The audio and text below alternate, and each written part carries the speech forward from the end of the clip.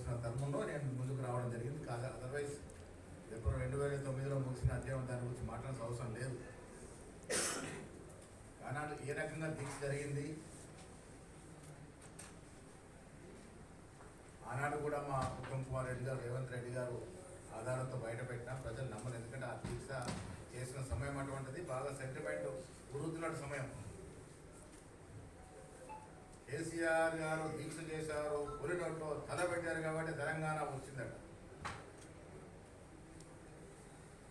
కేసీఆర్ గారు చేసిన దీక్ష ఒక నాటకం. దీక్ష వల్ల తెలంగాణ రాలే, తెలంగాణ సోనియా గాంధీ వల్ల వచ్చింది. దీక్ష 3 నుంచి 11 8 రోజుల దీక్ష విరమణ చేశారు, పలాయనం చిత్తగించారు. అప్పుడు ఉస్మానియా యూనివర్సిటీ మొదలుకొని అన్ని యూనివర్సిటీ విద్యార్థులు, యువకులు, అందులోనూ దళిత బిడ్డలు, బీసీ, ఎస్సీ, ఎస్టీ బిడ్డలు ఉద్యమాన్ని చేపట్టిన సందర్భం. ఈ బిడ్డలకు ఉద్యమాన్ని చూసి చలించి సోనియా గాంధీ గారు తెలంగాణ ఇచ్చినారు. మరి దీంట్లో కేసీఆర్ గారి పాత్ర ఏంటో, టీఆర్ఎస్ నాయకుల పాత్ర ఏంటో తెలుసుకోవాలి. దీక్ష చేసినటువంటి తీరు మీకు ఇవాళ 2 రోజుల తర్వాత మీ ముందుకు వచ్చి నేను వాస్తవాలు చెప్పాల్సి వస్తుంది. దీక్ష నిజమైన దీక్ష కాదు. రకరకాల ఫ్లూయిడ్స్ తీసుకొని కాస్త 8 రోజులు ఫ్లూయిడ్స్ మీద దీక్ష చేశారు. ఇవన్నీ కూడా డాక్టర్స్ ఇచ్చినటువంటి రిపోర్ట్స్, ఏమేమి ఫ్లూయిడ్స్ వాడారు, ఏ రకమైన విటమిన్స్ వాడారు, ఏ రకంగా దీక్ష నడిచింది, అది అసలు దీక్షనేనా, గతంలో పొట్టి శ్రీరాములు చేసిన దీక్షకి దీంట్లో పోలికుందా, పొంతన ఉందా, అసలు ఈ దీక్ష వల్ల తెలంగాణకు జరిగిందేమిటి, ఒరిగిందేమిటి, ఇవన్నీ కూడా దీంట్లో మీకు డాక్టర్స్ రిపోర్ట్ మీ అందరికీ ఇవ్వడం జరుగుతుంది. ఐరామ్ షర్మిల గారు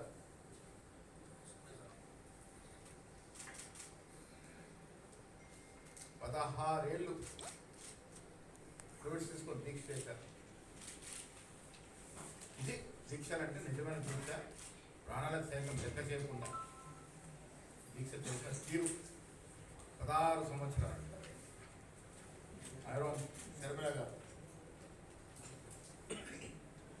ప్రపంచ రికార్డు. దీక్షలు నిజమైన దీక్ష, దేశభక్తి కోసం దీక్ష చేసినట్టుగా చేసి ఆ దీక్షను మధ్యనే విరమిస్తే రోజొత్తున్నటువంటి విద్యార్థి లోకం, యువకులు, దళిత బీసీ బిడ్డలు త్యాగాలు చేసి ప్రాణార్పణం చేస్తే తెలంగాణ వచ్చింది. ఆయన స్టేట్మెంట్ చివరి వరకు వదలం, 4 లక్షల మంది చచ్చినా తెలంగాణ పోరు ఆగదు. ఎవరు చచ్చిండ్రు? కేసీఆర్. ఏ బిడ్డలు చచ్చిండ్రు? కేసీఆర్ కుటుంబంలో కానీ, చుట్టూ పరిసర దూర బంధువుల్లో కానీ ఎవరైనా దానికి పైన చచ్చింది మళ్ళీ అడుగులే కదా. చచ్చిపోయింది ఎవరు? దళితులు, బీసీలు, ఎస్టీలు, వాళ్ళ త్యాగం వల్ల కదా తెలంగాణ ఆవిర్భవించింది.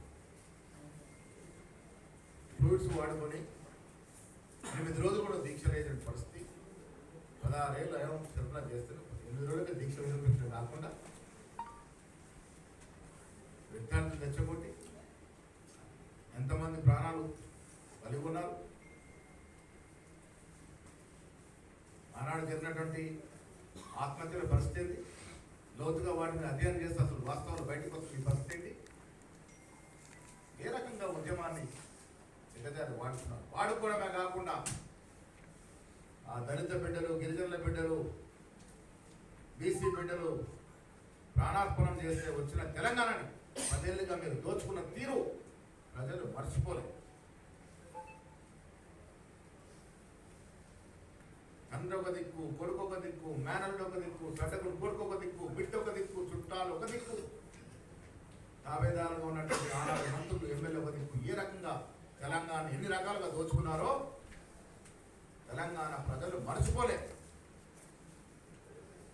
ఇంత తెలంగాణ దోపిడీ గురి చేసి 7.5 లక్షల అప్పు చేసి పలాయనం చిత్తగించేల ఫామ్ హౌస్కి పరిమితమైతే మళ్ళేదో దీక్షల పేరిట కోట్ల రూపాయలు ఖర్చు పెట్టి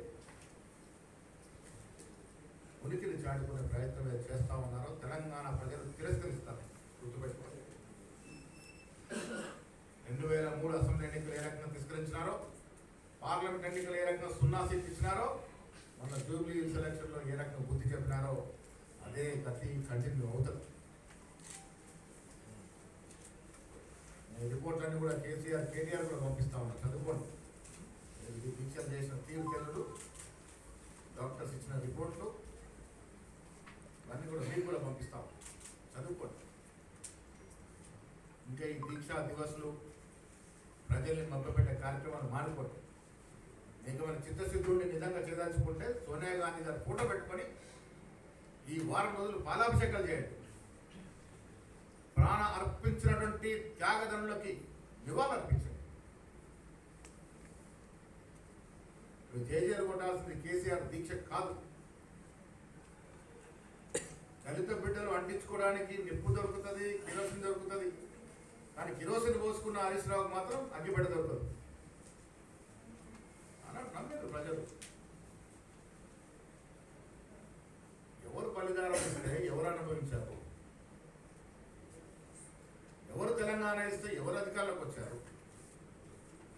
సోనియా గాంధీ గారు లేకుంటే తెలంగాణ ఆవిర్భావం అయ్యేదే కాదనే మాట కేసీఆర్ గారు సాక్ష్యం చెప్పారు.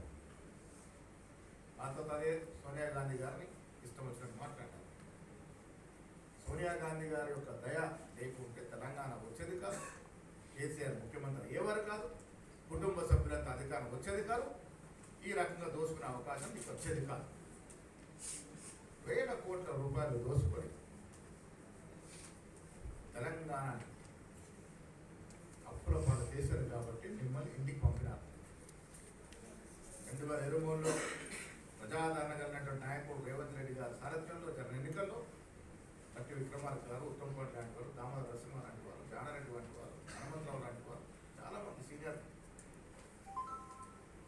ఆనాడు సోనియా గాంధీ కరిగి రాహుల్ గాంధీ గారు చెప్పిన మాటలు విస్తరించి వారి అధికారం తీసుకొచ్చినారు. 2 ఏళ్ళుగా ప్రజాపాలన సాగుతూ ఉంది.